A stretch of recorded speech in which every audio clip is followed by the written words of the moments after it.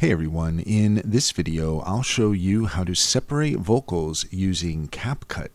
In order to do so, first off, here we are in Capcut and we have a project open ready to go. What we want to do is we want to select the audio file that we want to separate our vocals from. In this case, I have some examples here and we're just going to click on one of these audio files, and when we do, you're going to see that the panel here is going to show up.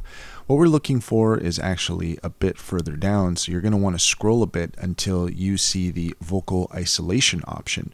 Let's go ahead and select that, and once we do, you're going to see here that it's going to start working. So it's isolating the voice, and it's at that certain percentage there, 20%.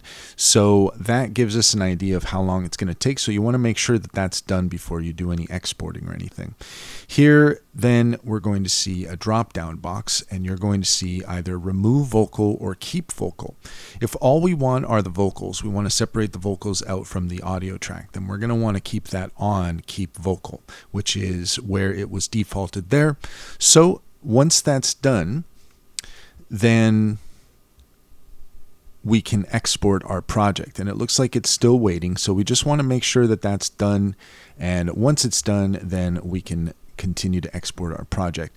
Another thing to note is that this is part of the Pro subscription, so you are going to need that in order to be able to use this function. If we try to export that now, then it's going to tell us that we can't, or it's going to suggest that we join Pro.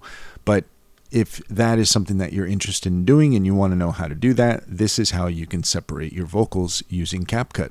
That's all there is to it. If you found this video helpful, please leave a comment and like and subscribe for more helpful tips.